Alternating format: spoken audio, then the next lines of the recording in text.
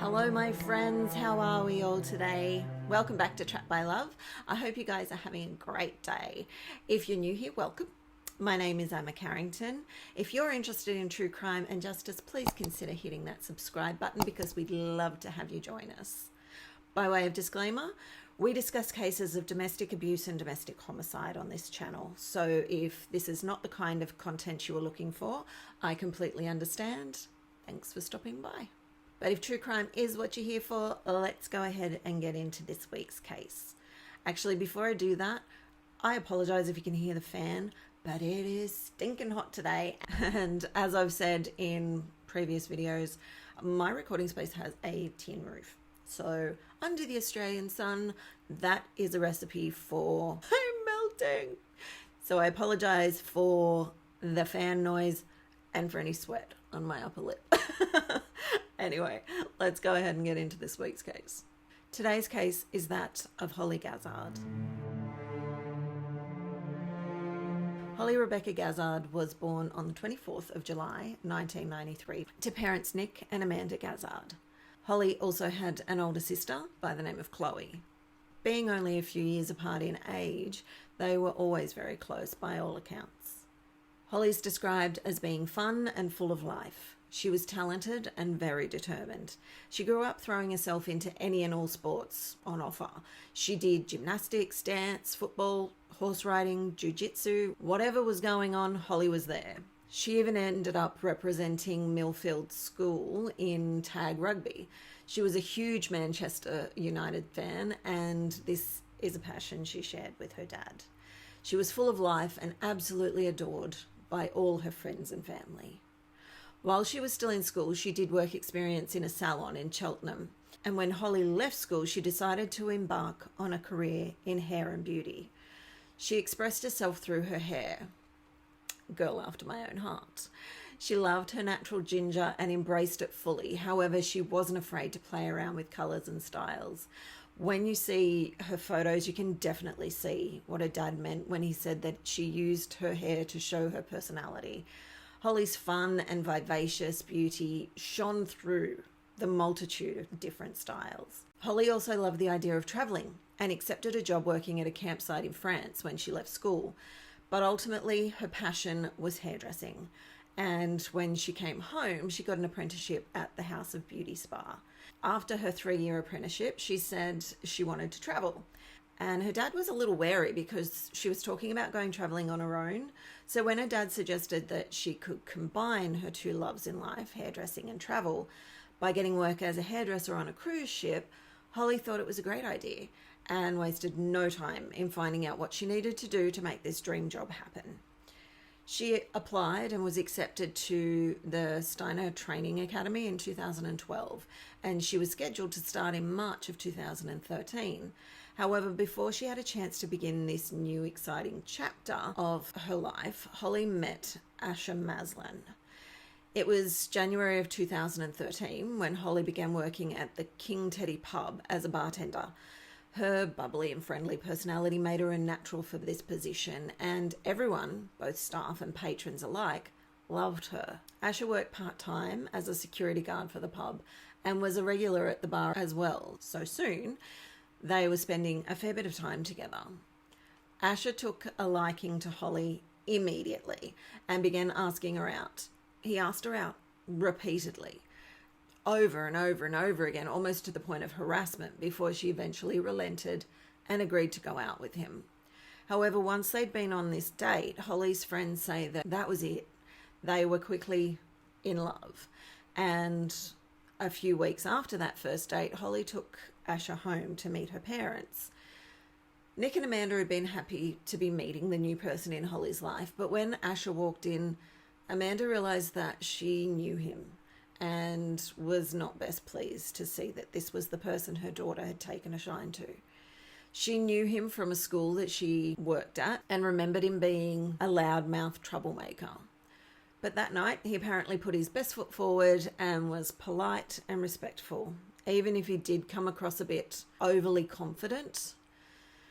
So even though she expressed her concern to Hollie's dad, Nick, Amanda hoped that he had changed. Unfortunately, though, it seemed he hadn't changed.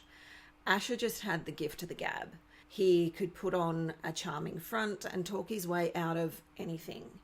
He, at 24 years old, had in fact been arrested 23 times.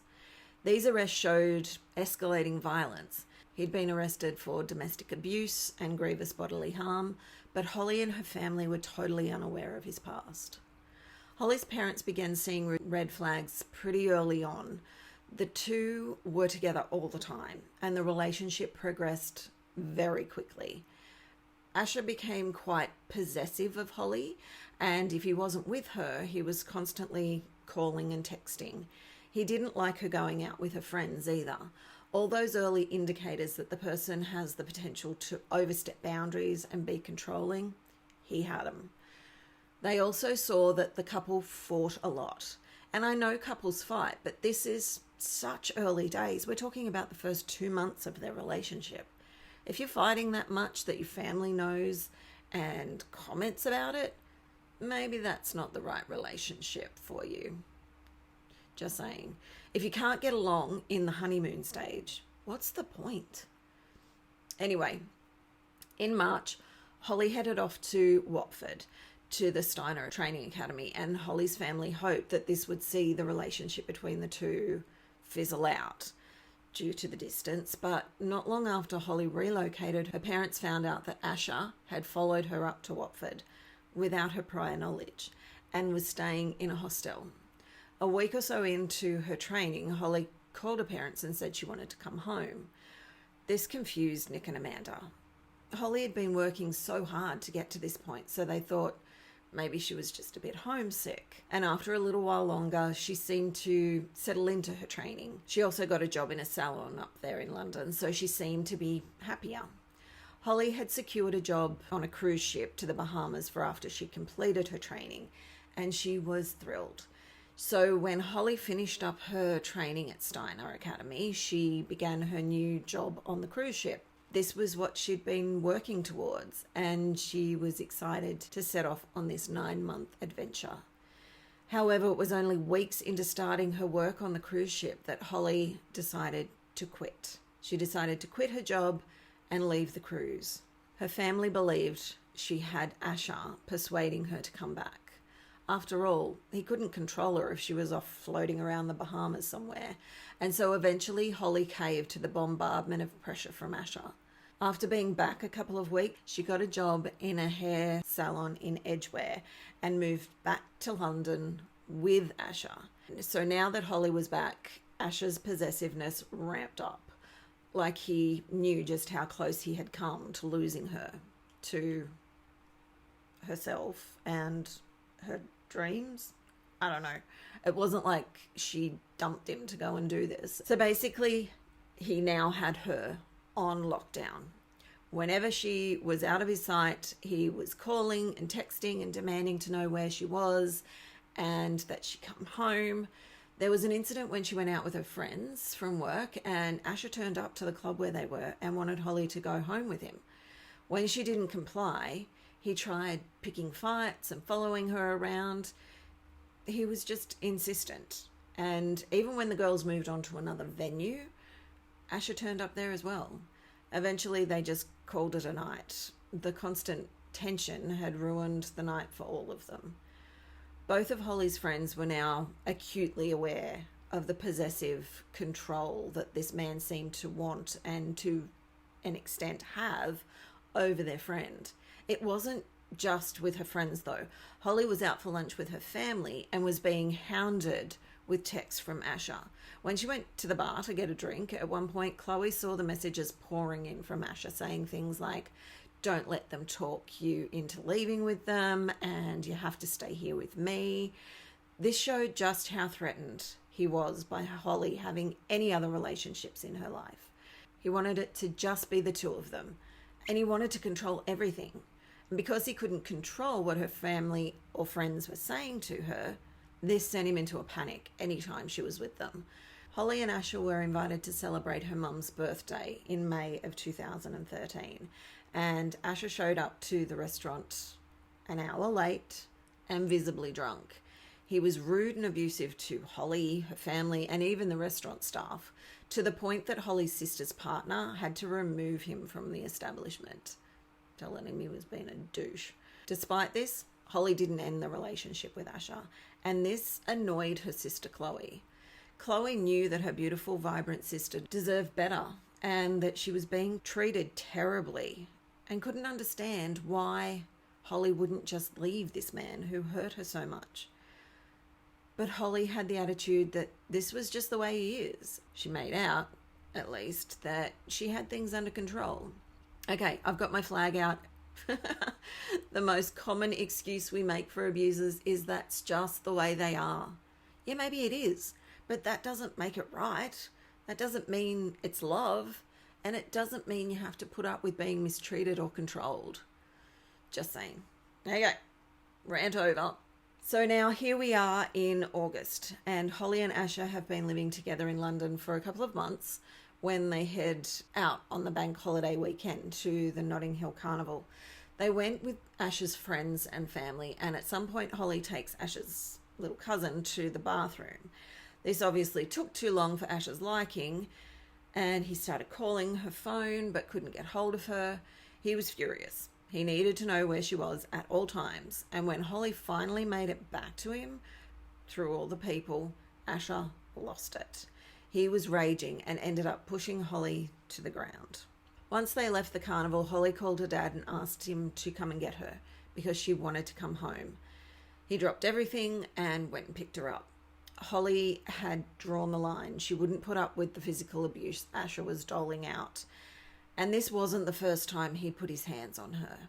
Months earlier, on a night out in town, he'd put his hands around her throat, and this was caught on CCTV. If you've been with us for a while here at Trapped by Love, you will know just what a huge red flag hands around the throat or jaw or anywhere in this region is. This is a massive indicator of the potential for intimate partner homicide. And the fact that this guy's doing these things in public places, that is so scary. Anyway, where was I? Okay. So Hollie moved home and she got herself a new job in a salon in Gloucester. Her family were relieved and could see that Hollie was returning to her bubbly, carefree self. But it was only days after Hollie had left London that Asher had packed up and returned to Cheltenham and moved in with his mum. He'd been continually contacting Hollie and she'd had trouble breaking things off for good. Her friends think that Hollie was afraid of what he would do if she officially ended things. And this is quite common in abusive relationships. The victim tries to sort of ease away so as not to anger the abuser. But if an abusive person is losing control of someone that they think is their property, it doesn't matter how it's done. There's going to be fallout. Anytime Hollie took a step away, Asher managed to manipulate the situation or turn on the charm to draw her back in. Gifts, weekends away, and promises. But under it all is jealousy and control. He's constantly turning up at her workplace, hanging around at the end of the day so she didn't get a moment to herself. If he wasn't with her, he was calling and texting. Her dad said it was to the point that the rest of the family noticed just how obsessive this was and that Hollie had to turn her phone off at night just to get some peace. But Hollie got no peace from Asher. Even though she had given in and given him another chance, he wasn't exactly on his best behaviour. He would turn up at her home where she lived with her family late at night, drunk, demanding to see her. Eventually, Hollie's dad had to let her know that they didn't want him coming around to the house anymore. It wasn't just at her home that he showed up uninvited, though. If she was out with friends at the end of the night, Asher would turn up wherever she was. And he was quite often drunk and more often than not abusive to anyone Hollie was with. By December of 2013, the couple had been together for 10 months. And to say it was a troubled relationship was an understatement. But until now, Hollie had been smiling through the torment. But now, she was not herself at all. She was quiet and withdrawn. She was down, and this wasn't like Hollie. Everyone was seeing this change, her family, her friends, and her work colleagues. At this time, Hollie decided that she'd had enough. She confided in her dad, telling him that she just didn't want the relationship anymore. He told her to end it, and if she needed him to get involved, that he was there, just to let him know. She assured him that she could handle it, and over the following 2 months, Hollie tries to end the relationship. But it seemed that Asher would not take "it's over" or "no" for an answer. He turned up the emotional abuse and told Hollie that if she left him, that he would kill himself. Hollie wanted out of the relationship, but she didn't want him to hurt himself, so she was manipulated into staying in contact with him for a bit longer. Okay, this one's a big red flag. If someone threatens self-harm if you leave them, this is not a reason to stay. The best response to this situation is to call for emergency services or a welfare check to be carried out. Quite often this is a manipulation tactic, and sending authorities will deter them from using this method again. But on the other hand, if they're in need of medical assistance, you've provided that for them. Unfortunately, Hollie wasn't able to make this clean break, having been drawn into this emotional blackmail. So Asher kept calling and texting, harassing Hollie as though nothing had changed. This went on for months. Hollie just wanted it to be over and to move on, but Asher had no intentions of letting that happen. By February, Hollie decided she had to put her foot down, cut this off once and for all. She'd had enough. She arranged to meet Asher on the 14th of February at a pub to discuss things. Hollie chose the pub so that she was in a public place, and she was hoping that it would mean he wouldn't make a scene. Hollie laid it out. She told him that they were over and that she didn't want to be with him anymore. Asher didn't take this well. At first, he pled with her to give him another chance. But when he realised that wasn't going to change her mind, he was furious. He ended up throwing a glass of water in her face. Then when Hollie left the pub, Asher followed her to her car and got into the passenger seat, asking to borrow her phone so he could call someone to come and pick him up. Instead of her phone, though, he reached over and took her bank card and then ran off. He then went on to empty her bank account. After he took the money from her account, he began texting her. The first said, "This poxy £300 means nothing to me." The messages then got menacing, saying things like, "I'm going to come to your home, going to smash your house up." These, of course, were not the first threats he'd made. He'd threatened Hollie and all of her family at different times throughout this relationship. On the 15th, Hollie tells her parents all that went on the night before, and they advise her that they think it's time to involve the police. As Hollie recounts to the police all that she'd been subjected to by Asher, her family realised just how much she'd been dealing with by herself and keeping from them. They were sickened to hear that he'd threatened to throw acid in her face, that he'd threatened to beat her up, and that his family would get her if she broke up with him. They were devastated that Hollie'd been treated this way. And while the police were taking Hollie's statement, Asher was texting her, so they were able to see firsthand the abuse that she was being subjected to. They saw the messages coming in threatening Hollie's dad and the whole family, as well as to do damage to the house. Once Hollie signed her statement, the police set out to find Asher and charge him. In the meantime, Hollie was still receiving texts, things like, "It's Asher, give me a ring now," or "This bat is going to hit your dad's head," and "I don't want to get effing violent as I'll take it too far." The police checked his mum's and his nan's houses, but he wasn't there and didn't seem to be at any of his previous addresses. Hollie and her family were scared. He knew that Hollie had reported him, and the threatening messages just kept coming. They were worried he would follow through with them. On the 18th of February, 3 days after reporting Asher Maslin to the police, he was in Gloucester Town Centre, where he bought a 12-inch kitchen knife. CCTV footage shows that he is agitated and aggressive with staff in different stores. Meanwhile, Hollie was at work, where she had a plan with her boss, Sian, that if Asher were to show up, Sian wouldn't say anything, she would just immediately call the police, which is just what she did when Asher walked in at around 6:30 that evening. While she was on the phone to the police, there was a commotion in the front of the salon. And when she looked towards the noise, she saw all the clients running in her direction, and one of them said that they'd seen a knife. It wasn't even 2 minutes later before Asher Maslin fled back to the streets of Gloucester, leaving Hollie bleeding from the brutal attack. He dumped the knife, changed his clothes, and jumped into a taxi. Asher had stabbed Hollie 14 times. Everyone in the salon did everything they could to help Hollie. They tried desperately to stop the bleeding. When the paramedics arrived, they rushed Hollie to Gloucestershire Royal Hospital, where doctors worked furiously to save her. But sadly, it was too late. And Hollie, the beautiful, vibrant and talented 20-year-old, was pronounced dead. The police arrived at the Gazzards' home and told Nick that Hollie had been killed at the salon. They also told him that he and the rest of the family had to go with them for their own protection while they tried to locate Asher. Because obviously Hollie hadn't been the only focus of his threats, so the whole family was taken to a safe house, which was under armed guard. Asher Maslin was arrested 8 hours after the attack on Hollie. A forensic team was scouring the salon to collect any and all evidence they could from the scene. Even though there was no doubt who had done this, they wanted to be sure that they had everything possible to ensure a conviction. And while this was happening, police interviewed Asher while they tried. He was being completely uncooperative, saying no comment to every question he was asked and showing absolutely zero remorse for what he'd done.